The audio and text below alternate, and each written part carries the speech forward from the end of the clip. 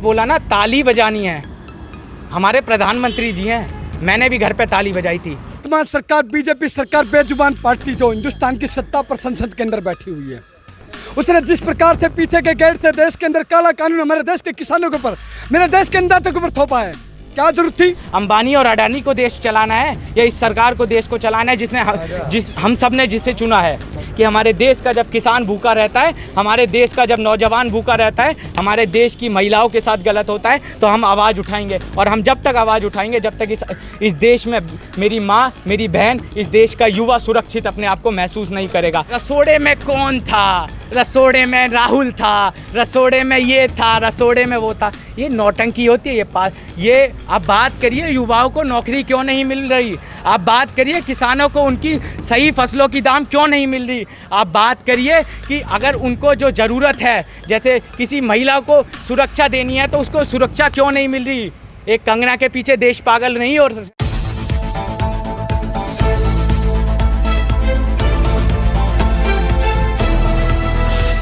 बेरोजगारी और किसान अध्यादेश को लेकर विरोध प्रदर्शन हो रहा था और ये पारित भी हो गया है, लेकिन अब उसके बाद उससे पहले तो प्रदर्शन किया नहीं, अब क्यों प्रदर्शन किया है? ये अपना नाम बताइए। मेरा नाम मयंक है और ये जो एकदम से ऐसा लाके किसानों पर थोप दिया गया, काफ़ी समय पहले से हम देखते जा रहे हैं। जीडीपी का रोना हो रहा था, आज -23.9 लगातार जीडीपी गिर रही है। तो आपको तो पता होगा किस तरीके से जब जीडीपी गिरती है। एक एग्रीकल्चर सेक्टर था जिसमें +3 की जीडीपी थी, आज वो भी उन किसानों के पेट पर लात मारी है इस सरकार ने। ये सरकार किसान विरोधी सरकार है, युवा विरोधी सरकार है, जिन्हें युवाओं की बिल्कुल नहीं पड़ी। बात करते हैं युवाओं को नौकरी देने की, इन्होंने बड़ी बड़ी बात करी। आज जो आंकड़े हैं वो आपको शायद चौंकाने वाले हैं। कितने लोग जो काफ़ी समय से गवर्नमेंट सेक्टर और प्राइवेट सेक्टर में काम कर रहे थे, उनको नौकरी तक खोने की नौबत आ चुकी। आज जब कोरोना के समय, जब पहले से एक दूसरी पार्टी के पूर्व अध्यक्ष राहुल गांधी जी ये बता रहे थे कि जीडीपी से हमें अपने इकोनॉमी को सुधारना है, लेकिन उनका ध्यान तो चुनावों पे था। वो बिहार में लिट्टी चोखा खा रहे थे। हमारी दिक्कत इससे नहीं है कि वो क्या खा रहे थे, हमारी दिक्कत इससे है कि हमारे देश का जब किसान भूखा रहता है, हमारे देश का जब नौजवान भूखा रहता है, हमारे देश की महिलाओं के साथ गलत होता है तो हम आवाज़ उठाएंगे। और हम जब तक आवाज़ उठाएंगे जब तक इस देश में मेरी माँ, मेरी बहन, इस देश का युवा सुरक्षित अपने आप को महसूस नहीं करेगा। देखिए जाता है, जैसे कि आप जानते हो, हालांकि हमारे दोस्त से लेके आधा दिल्ली की जनता जितनी भी है ना, सब बेरोजगार है। ठीक है, 125 करोड़ का हिंदुस्तान है, उसमें से 90% बंदे के पास भी रोज़गार नहीं है। किसान फांसी खा रहे हैं। बिल पास करने से कोई वो नहीं होता, बिल तो हर हफ्ते हर महीने पास होता रहता है, उससे कोई फ़र्क नहीं पड़ता। रोज़गार चाहिए, जनता को रोज़गार दो। वर्तमान सरकार बीजेपी सरकार बेजुबान पार्टी जो हिंदुस्तान की सत्ता पर संसद के अंदर बैठी हुई है, उसने जिस प्रकार से पीछे के गेट से देश के अंदर काला कानून हमारे देश के किसानों के ऊपर, मेरे देश के अन्नदाता के ऊपर थोपा है, क्या जरूरत थी? वो अपने घर चलाने के लिए अपने आप को एक मजबूत महसूस नहीं करेगा। देखिए, जैसे कि बार बार प्रधानमंत्री रोजगार को लेकर बात कर रहे थे, अब कृषि अध्यादेश जो लाए हैं उसको भी यही कह रहे हैं कि वो एक ऐतिहासिक फैसला है, ये इससे किसानों की हालत सुधरेगी। देखिए, ऐतिहासिक तो कुछ भी हो सकता है। मैं एक पत्थर उठा के अगर इधर फेंक दूं जो आज तक किसी ने ना फेंका हो तो ये भी एक ऐतिहासिक है। तो ऐतिहासिक का मतलब ये नहीं होता कि ये बहुत फ़ायदेमंद है। ऐतिहासिक का मतलब केवल ऐतिहासिक होता है, और इस बात पर हमें कोई बहस नहीं करनी कि ऐतिहासिक का मतलब क्या है। ऐतिहासिक उनके लिए एक ऐतिहासिक का मतलब ये हो गया कि आप केवल और केवल एक इतिहास में ऐसा पहला नहीं हुआ है और अब ऐसा कर दिया, बस उनके लिए केवल ऐतिहासिक ये होता है।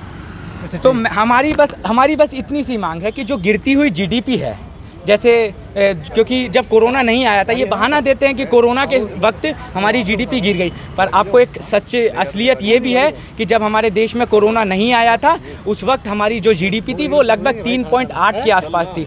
और जब मनमोहन सिंह जी, जिनको ये बोलते थे वो बोलते नहीं हैं, वो चुप रहते हैं, वो खामोश रहते हैं, उनके समय 8 पे जीडीपी छोड़ के गए थे। अब आप समझिए इस चीज़ को, ये जो कहते हैं ना बार बार क्रोनोलॉजी समझिए, आप असल में क्रोनोलॉजी समझिए कि किस तरीके से इस देश में आपको बरबलाया जाता है, आपको ये दिखाया जाता है कि हम ना करके, वो कहते हैं ना करके प्यार तुम्ही से कर बैठे, करना था इकरार मगर इनकार तुम्ही से कर बैठे, उस तरीके की बात है ये। तो हाँ लगातार। और भाई ने बोला नोटबंदी आई, जीएसटी आई, क्या फ़ायदा हुआ? जब 99.9% पैसा हमारे पास वापस आ गया तो सरकार ने जो 150-152 लोग जो गर्मी तपती हुई दोपहरी में अपनी जान दे दी, उनकी परवाह नहीं है सरकार को? सरकार से सवाल नहीं पूछे क्या कि जब सारा पैसा आ गया 0.01% पैसा नहीं आ पाया तो 152 लोगों की जान क्यों चली गई इस देश में? क्या ये सवाल नहीं पूछे हम? क्या जीएसटी से जो नीचे के उद्योग के लोग हैं उनकी जो जान चली गई, उनको जो घाटा हो रहा है, क्या उनके लिए हम सवाल नहीं पूछे सरकार से? पूछेंगे ना सवाल। तो सवाल अब बात हो रही, अब युवाओं को नौकरियों से निकाला जा रहा है। पहले तो कई सारे युवाओं को नौकरियां ही नहीं मिल पा रही, लेकिन उसके बावजूद भी जिनको मिल गई उनको निकाला जा रहा है। पब्लिक सेक्टर से हटा के जो गवर्नमेंट सेक्टर थे उनको पब्लिक सेक्टरों में बेचा जा रहा है। मैं कल परसों एक न्यूज़ पढ़ रहा था जिनमें एक बता रहे थे कि 6 जो कंपनियाँ भारत की वो प्राइवेट सेक्टर बन के जा रही हैं। तो ये क्या हो रहा है देश में? अंबानी और अडानी को देश चलाना है या इस सरकार को देश को चलाना है जिसने हम सब ने जिसे चुना है? सरकार चलाएगी ना, हमने अंबानी और अडानी को नहीं चुना, हमने इस सरकार को चुना। हम इनसे उम्मीद करते हैं कि ये हमें रोज़गार दे, ये हमारी महिलाओं को सुरक्षित रखे, ये हमारे किसानों को एक सही मुआवजा दे। एमएसपी पर बात करते हैं कि एमएसपी दिया जाएगा, एमएसपी ख़त्म कर दिया, एमएसपी पर बात नहीं करते। प्रधानमंत्री तो ये बोल रहे हैं कि एमएसपी जारी रहेगी और मंडी भी। एमएसपी प्रधानमंत्री जी ने तो ये भी बोला था कि 2 करोड़ युवाओं को नौकरियाँ दी जाएंगी। आप मिली? आप बताइए इनमें से खड़े हैं किसको नौकरी मिली? पूछिए, बल्कि निकाला गया। आप जानती हैं, आप असलियत देखेंगे ना, जो ग्राउंड रियलिटी है। बड़े बड़े टीवी चैनल क्या दिखाते हैं वो आपको भी पता है और हमें भी पता है, ठीक है। लेकिन जो असल में ग्राउंड रियलिटी है, 8,000-10,000 रुपये कमाने के लिए आदमी को कितनी दूर पैदल जाना पड़ता है, आपको शायद ये अंदाज़ा भी नहीं है। जो बड़ी बड़ी गाड़ियों से निकलते हैं, मंत्रिमंडल का काफिला लेके निकलते हैं, उन्हें ये अंदाज़ा नहीं है कि 10,000 रुपये कमा। बोला ना, ताली बजानी है। हमारे प्रधानमंत्री जी हैं, मैंने भी घर पे ताली बजाई थी, ठीक है। आप मेरे सोशल मीडिया पर देख सकते हैं, मैंने भी घर पे ताली बजाई थी इस उम्मीद पे कि जो काम कर रहे हैं डॉक्टर, जो काम कर रहे हैं जो हमारे लिए कोरोना के लिए, कोरोना के वक्त उनको हौसला मिले। लेकिन वो क्या हुआ? आपने वो हौसला उनके लिए था ही नहीं। असल में आप ये दिखाना चाहते हैं कि हमारी पॉपुलैरिटी कितनी है। आप ये दिखाना चाहते हैं कि देश और विदेश में देखो, मेरे एक कहने पर पूरा देश चलता है। आप ये दिखाना चाहते थे दरअसल।